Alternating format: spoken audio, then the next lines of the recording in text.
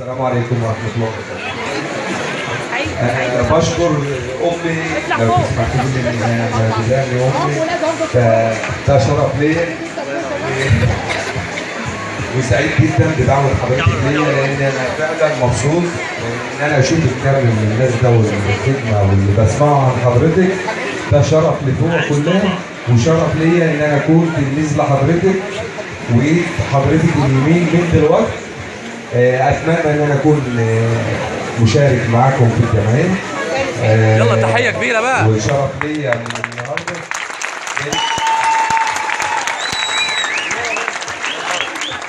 لان اللي بسمعه عن حضرتك في الخير. اتمنى ان انا اكون تلميذ لحضرتك وشاكر لكل اخواتي اللي حضروا وشاكر فعلا ان انا موجود في وسطكم، ودي فرصه عظيمه جدا ان انا ادعوكم للمشاركه في الفترات اللي جايه.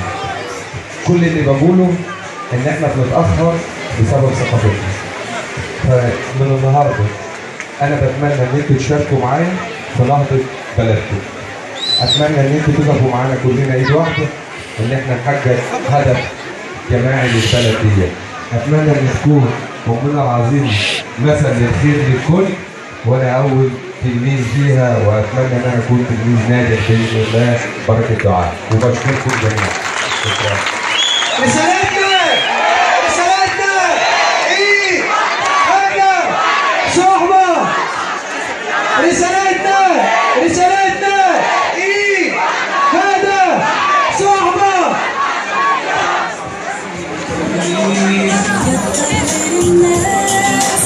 بس الدنيا فيها يوم تضحك لك وقلوب صفرا وعايزالك كل خير.